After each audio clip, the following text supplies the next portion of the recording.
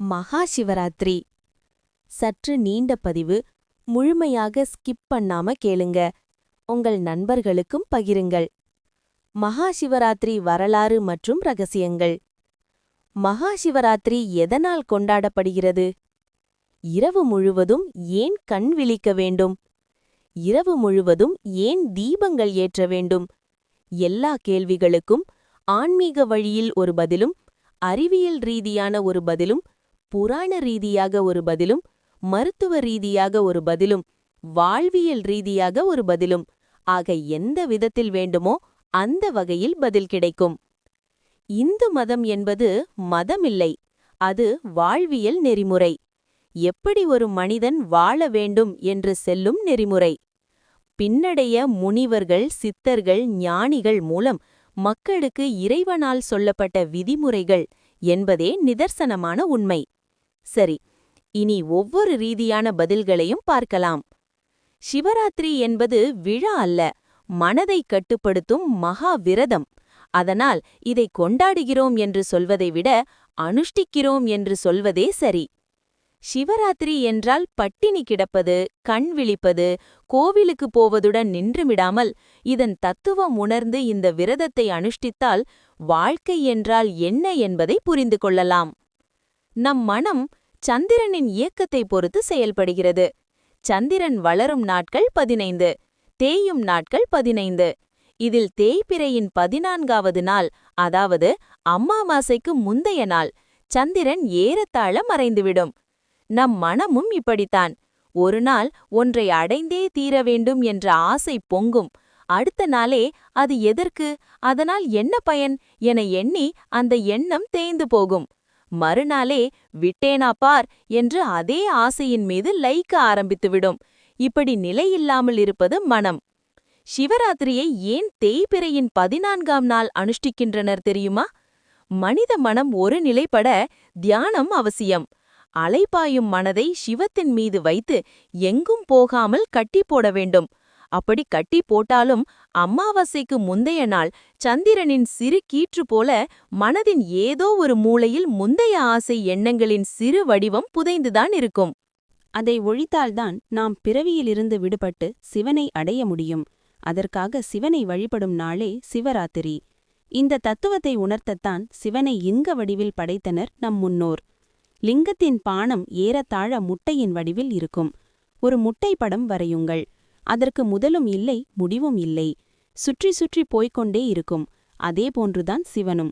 முதலும் முடிவும் இல்லாதவர். மனிதர்களுக்கு அப்படி இல்லை. நமக்கு பிறப்பு என்னும் முதலும் மரணம் என்னும் முடிவும் இருக்கிறது. இது நாம் செய்யும் பாவ புண்ணியத்திற்கேற்ப பல பிறவிகளை தருகின்றன. சிலர் 7 பிறவி என்று மனிதர்களுக்கு கணக்கு சொல்வர். 7 பிறவி என்பதே சரி. நம் பாவ கணக்கு கரையும் வரை மீண்டும் மீண்டும் பூமியில் எழுந்து கொண்டே இருப்போம். பிறவிச் சூழலிலிருந்து விடுபட ஏதாவது வழி இருக்கிறதா என்றால் இருக்கிறது. அதற்கு ஒரு மந்திர வார்த்தையை சொல்லியிருக்கின்றனர் முன்னோர். அதுதான் அன்பே சிவம். பிற உயிர்களையும் தம்மை போல கருதி அன்பு செலுத்த வேண்டும். பிரதோஷத்தின் அடுத்த நாள் சிவராத்திரியை கொண்டாடுவதன் சூட்சுமம் என்ன? புராணம் சொல்லியிருப்பதை முதலில் பார்ப்போம். என்றும் அழிவே இல்லாமல் அமிர்தம் கடையப்படுகிறது. கடைபவர்கள் தேவர்களும் அசுரர்களும். மந்தாரமலை மத்து கடையும்போது முதலில் ஆலம், காலம் என்கிற 2 விதமான விஷம் வருகிறது. உலக மக்களை ரட்சிக்கும் பொருட்டு சிவன் அதை பருகுகிறார். உமையாகிய சக்தி அதை கண்டத்தில் நிறுத்தி வைக்கிறார். எனவே சிவன் திருநீலகண்டர் என்று போற்றப்படுகிறார். ஆனால் இதற்கு பின்னால் தெளிவான யோக விஷயங்கள் மறைந்துள்ளன. முதலில் நந்தியின் கொம்புகளின் நடுவில் நின்று தாண்டவம் ஆடுவது பற்றி பார்ப்போம். திருமந்திரத்தில் 5 கரத்தனை ஆனை முகத்தனை, இந்தின் இளம்பிறை போலும் எய்த்தனை, நந்தி மகன்றனை ஞானக் கொழுந்தினை, புந்தியில் வைத்து அடி போற்றுகின்றேனே. இந்த பாடலை படிக்கும்போது ஒரு சந்தேகம் வரக்கூடும். விநாயகர் சிவனின் மகன்தானே, நந்தி மகன் என்று போடப்பட்டிருக்கிறதே என்று. சிவபெருமானே நந்தி தேவனாக குருவாக வந்தார் என்றும் சொல்வார்கள். அப்படியென்றால் வாகனமாக காட்டுவது எதனால்? இதிலுள்ள சூட்சுமத்தை நந்தனாரின் பாடலில் ஒரு வரியில் கேட்கலாம். அதாவது, அவரை கோவிலுக்குள் அனுமதிக்க மாட்டார்கள். ஏனென்றால் அவர் ஜாதியில் குறைந்தவர். ஆனால் பக்தியில் அவருக்கு ஈடு சொல்ல அன்று யாருமே இல்லை. சரி, வாசலில் நின்று எட்டி பார்க்கலாம் என்றால் இந்த நந்தி மறைக்கிறது. அதை அவர் நான் செய்த பாவங்களல்லவா இப்படி நந்தியாக வந்து குறுக்கே நிற்கிறது என்பார். ஆக சிவபெருமானை நாம் அடைய தடையாக உள்ள வினைகள் எங்கே இருக்கும்? நம் உயிர் சக்தியில் பதிந்திருக்கும். அந்த உயிர் சக்தியே நமக்குள் இருக்கும் நெருப்பாகிய குண்டலினி ஆகும். அதாவது நம் தீ என்பதே நந்தி என்றழைக்கப்படுகிறது. அசையாமல் இருக்கும் பேராற்றல் சிவம். அவரே இயக்கும் வல்லமையுள்ள சக்தியாகி நம் உடலில் உயிராக விளங்குகிறார். இதையே குண்டலினி சக்தியாகிய நந்தியின் மேலேறி அமர்ந்திருப்பது போல் காட்டப்படுகிறது. விநாயகர் பார்வதியின் பிள்ளைதான் என்று சொல்வார்கள். சிவத்தின் சக்தி அம்சமே குண்டலினியாகி நம் மூலாதாரத்தில் உரைகிறது. எனவேதான் மூலாதாரத்தின் தேவதையாக கணபதியை குறிப்பிடுவார்கள். விநாயகரின் உருவமே யோகத்தை உணர்த்துவது என்பதை விநாயகர் அகவல் மூலம் ஔவை நமக்கு தெளிவுபடுத்தியிருக்கிறார்கள். குண்டலினியானவளை உச்சிக்கு ஏற்றி சிவத்தோடு கலக்கும்போது அமிர்தம் உண்ணலாம். குண்டலினி உச்சியை இழுக்கும்போது உச்சியில் சிவதாண்டவம் காணலாம். எல்லாமே யோக விஷயங்களின் குறிகாட்டிகளாகவே திகழ்கின்றன. பார்க்கடல் நம் உடல், நம் முதுகு தண்டே வந்தாரமலை. வாசி எனப்படும் சுவாசமே வாசுகி. இடகலை பிங்களை என்பது தேவர்கள் அசுரர்கள். வாசி யோகத்தின் மூலம் தவம் செய்யும்போது குண்டலினியானவள் மேலேறும்போது முதலில் நமது பாவ வினைகள்தான் மேலேறும். அது அநாகதம் வரும்போதே, அதாவது ஆத்மலிங்க தரிசனம் காணும்போதே இறையாற்றலோடு கலக்கும். அவ்வாறு கலந்தால் எல்லா தவபலனும் வீணாகிவிடும் என்று குண்டலினி தேவியானவள் அதை விசுத்திக்கு மேலேறாமல் தடுத்து விடுவாள். விசுத்திக்கு மேலே பாவம் நீங்கிய சுத்த சக்தியே சிவத்தோடு ஒன்று சேர்ந்து சாதகனுக்கு அமிர்தம் கிடைக்க செய்யும். பிரதோஷம் என்றால் பகல் முடிந்து சூரியன் அஷ்டமிக்கும் காலம் என்பார்கள். அதற்கு இன்னொரு பொருளும் உண்டு, அதாவது ஒடுங்கும் நேரம். எல்லா புலன்களும் ஒடுங்கி மகாசக்தி மேலீரும் நேரம். ஸ்ரீ வித்யை மார்க்கத்தில் தோள்கண்டம் நீள்கண்டம் என்று சொல்வார்கள். அண்டத்தையும் பிண்டத்தையும் இணைக்கும் கண்டமாகிய தொண்டை பகுதியை குறித்து சொல்வார்கள். பக்தர்களை ரட்சிக்கும்படி அவர்களது பாவமாகிய விஷத்தை சிவன் ஏற்றுக்கொள்வார். ஆனால் மகாசக்தியானவள் அது மேலேறினால் எல்லாம் கெடும் என்று அதை கண்டத்தில் நிறுத்திவிடுவாள். ஆக பிரதோஷ வேளையில் ஒடுங்கும் நேரத்தில் நமது பாவங்களை சிவன் ஏற்றுக்கொள்வார் என்றுதான் பிரதோஷமும். இதற்கு முன்னால் ஒடுங்கியவர்களின் நம் முன்னோர்களின் பாவத்தை ஏற்றுக்கொண்டதற்கு நன்றி தெரிவிக்கும் விதமாகவும், பூமியில் உள்ளவர்கள் காலத்தை அறிந்து கொள்ளும் பொருட்டு சந்திரனை தேய்து வளர செய்து அருளியதற்காகவும், அவ்வாறு தேயும்போது அமாவாசையை ஒட்டிய காலங்களில் ஏற்படும் பலவீனத்தை சரி செய்வதற்காகவும் சிவராத்திரி பூஜை ஏற்படுத்தப்பட்டது. நீங்கள் மேல் நாடுகளில் உள்ளவர்களை கேளுங்கள், 13ஆம் நாள் அல்லது எண்ணெய் கண்டு பயப்படுவார்கள். இதில் ஆச்சரியம் என்னவென்றால் நம் முன்னோர்களுக்கும் அந்த நம்பிக்கை இருந்தது. 13ஆம் நாளான திதியன்று பிரதோஷ வேளையில் பூமிக்கு வானிலிருந்து விஷத்தன்மையும் தீய சக்திகளும் வருவதாக நம்பிக்கை இருக்கிறது. அந்த வேளையில் பூஜை செய்து உலகை காக்க வேண்டுவதே பிரதோஷ பூஜை என்றும், அந்த நேரத்தில் முறைப்படி, அதாவது ஆகம விதிப்படி கட்டப்பட்ட கோவிலில் இருந்தால் அந்த விஷத்தன்மையுள்ள தீய சக்தியின் பாதிப்பு ஏற்படாது என்ற கருத்தும் நிலவுகிறது. எது எப்படியோ எல்லா பாதைகளும் வழிபாடுகளோ யோகமோ எதுவாயினும் பலன் இறைவனை அடைவதே என்ன சற்று முன் பின்னாக அமையும். சிவராத்திரி எதனால் என்று புராண கதைகள் கேட்டிருக்கிறோம். ஒரு வேடன் புலிக்கு பயந்து மரத்துக்கு மேலே ஏறி அமர்ந்திருந்ததும் அது வில்வ மரம் என்பதும், தூக்கம் வராமல் இருக்க ஒவ்வொரு இலையாக பறித்து கீழே போட்டுக் கொண்டிருக்க அது கீழே இருக்கும் சிவலிங்கத்தில் விழுந்ததனால் அவனுக்கு சிவதரிசனம் கிடைத்தது. அதுவே சிவராத்திரி என கொண்டாடப்படுகிறது என கேள்விப்பட்டிருக்கிறோம். மற்றொரு புராணமும் உண்டு.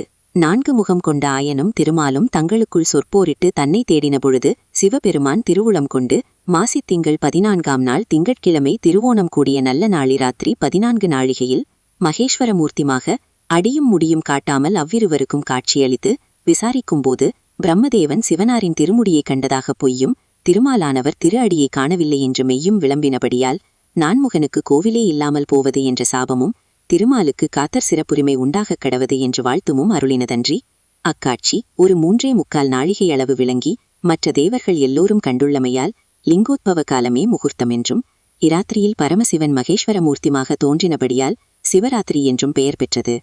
வேடனானவன் இதே நாளில் வில்வத்தால் சிவபெருமானை அர்ச்சித்ததால் சிவதரிசனம் பெற்றான் என்பதே உண்மையாகும். ஆனால் இதற்கு பின்னால் விஞ்ஞான ரீதியான காரணம் உள்ளது என்பது பலருக்கு தெரியாது. பொதுவாக ஒவ்வொரு அமாவாசை, பௌர்ணமி, அதற்கு முன்பின் தினங்களில் பூமியில் சந்திரனுடைய காந்த சக்தியில் மாற்றம் ஏற்பட்டு சகலவிதமான ஜீவராசிகளும் மனநிலை தடுமாற்றத்திற்கு ஆளாகி அந்த நேரத்தில் உதிக்கும் எண்ணங்களினால் செயல்படும் செயல்களின் விளைவாக துன்பங்களை அனுபவிக்கின்றனர். இது அவர்களை அறியாமலேயே ஒவ்வொரு மாதமும் நடந்து கொண்டிருக்கிறது. காரணம் என்னவென்றால், சந்திரன் மனோகாரகன், மனதையும் அதன் எண்ணங்களையும் ஆள்பவன். மனநோயாளிகள் அமாவாசையை ஒட்டிய நாட்களில் அதிக துன்பத்திற்கு ஆளாவதும் இதனால்தான். மேற்படி நாட்களில் வியாதியின் தாக்கம் அதிகமாக இருக்கும். இது அனுபவத்தில் நாம் எல்லோருக்கும் தெரிந்த விஷயம். சாதாரணமானவர்களுக்கு மேற்படி நாட்களில் ஞாபக மறதி, ஒவ்வாமை, மன அழுத்தம், ஜீரணசக்தி குறைபாடு போன்றவைகளால் சோர்வு, தூக்கமின்மை, அதிக உஷ்ணம் போன்ற துன்பங்கள் ஏற்படும். இன்றைய நடைமுறை வாழ்க்கை சூழலில் இதை உணராமல் நாம் வாழ்ந்து பழகிக் கொண்டோம். நம் முன்னோர்கள் இதை புரிந்து கொண்டதால் அமாவாசை மற்றும் பௌர்ணமியை ஒட்டிய நாட்களில் மன வலிமையையும் அறிவின் விழிப்பாற்றலை தூண்டவும், மன ஒருமை மற்றும் உடல் இயக்கங்களில் நிதானத்தை கொண்டு வரவும் விரதம் மற்றும் பூஜைகள், தியானம் போன்றவற்றை கடைபிடித்தார்கள். ஆன்ம தரிசனம் தேடும் சிவபித்தர்களுக்கு மாலை 6 மணிக்குள் குளித்துவிட்டு உணவு முடித்துவிட்டு கோவிலுக்கு செல்லுங்கள். பணியில் உள்ளவர்கள் பணி முடித்துவிட்டு குளித்துவிட்டு கோவிலுக்கு சென்று அமைதியாக அமர்ந்து சிவ சிந்தனைகள் செய்தாலே போதுமானது. மனதில் சொல்ல வேண்டிய மந்திரம்: சிவாய நம ஓம், சிவாய சிவ ஓம், சிவாய வசி ஓம், சிவ சிவ சிவ ஓம்.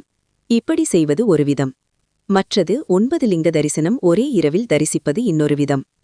சிவபெருமான் ஆலகால விஷத்தை உட்கொண்டதால் அவருடைய உடல் மிக வெப்பமாக மாறிவிடுவதாக ஐதீகம். அந்த வெப்பத்தை தணிப்பதற்காகவே அவருக்கு பல்வேறு வகையான பொருட்களைக் கொண்டு அபிஷேகம் செய்கிறோம். தேன், பால், தயிர், நெய் ஆகியவற்றால் அபிஷேகம் செய்வது எண்ணற்ற பலன்களை கொடுக்கக்கூடியது. முடிந்தால் இவைகளை கோவிலுக்கு உபயமாக தரலாம். இப்படி சரியாக எதுவும் செய்யாமல் இரவு முழுவதும் தொலைக்காட்சி பார்த்து கண்விழிப்பது, நண்பர்களுடன் பொழுதுபோக்கிற்காக கோவிலை சுற்றி வருவது, கோவிலில் உணவு கொடுத்து புண்ணியம் சேர்க்கிறேன் என்று செய்வது பலனில்லை. சிவராத்திரி என்ற பெயர் வர காரணம் அம்பாள்தான். பிரளய காலத்தின்போது பிரம்மனும் அவரால் சிருஷ்டிக்கப்பட்ட அனைத்து ஜீவராசிகளும் அழிந்துவிட்ட நிலையில் இரவு பொழுதில் அம்பிகை உமாதேவி பரமேஸ்வரனை நினைத்து பூஜை செய்தாள். 4 ஜாமங்கள் இரவு முழுவதும் ஆகம விதிப்படி அர்ச்சனை செய்தாள். பூஜையின் முடிவில் அம்பிகை ஈஸ்வரனை வணங்கி, அடியேன் தங்களை பூசித்த இந்த இரவை தேவர்களும் மனிதர்களும் தங்கள் திருநாமத்தாலேயே, அதாவது சிவராத்திரி என்றே கொண்டாட வேண்டும் என்று வேண்டினாள். சிவராத்திரியன்று சூரியன் மறைந்தது முதல் மறுநாள் காலை சூரியன் உதயமாகும் வரை தங்களை சிவனை பூஜை செய்பவர்கள் யாராக இருந்தாலும் அவர்களுக்கு எல்லாவிதமான பாக்கியங்களையும் தந்து முடிவில் மோட்சத்தையும் அளிக்க வேண்டும், அருள் புரியுங்கள் என்று அன்னையானவள் வேண்டிக் கொண்டாள். சிவபெருமானும் அப்படியே ஆகட்டும் என்று கூறி அருள் புரிந்தார். அந்த இரவே சிவராத்திரி என வழங்கப்பட்டு அனைவராலும் கொண்டாடப்படுகிறது. பகல் பொழுது பரமேஸ்வரனுக்கும் இரவு பொழுது அம்பிகையான உமாதேவிக்கும் உரியது என்பது நியமம். ஆனால் சிவராத்திரி என்பது அம்பாளின் வேண்டுதலின்படி கொண்டாடப்படுவதால் அது சிவனுக்கு உரியதாயிற்று. ஓம் நம சிவாய. இந்த பதிவு உங்களுக்கு பிடித்திருக்கிறதா? மேலும் இதுபோல ஆன்மீக தகவல்கள் மற்றும் தன்னம்பிக்கை நிறைந்த பதிவுகள் கேட்கணுமா? KYR ஆன்மீக உலகம் யூடியூப் சேனலை சப்ஸ்கிரைப் பண்ணுங்க. மறக்காம பெல் பட்டனை கிளிக் பண்ணுங்க. நன்றி.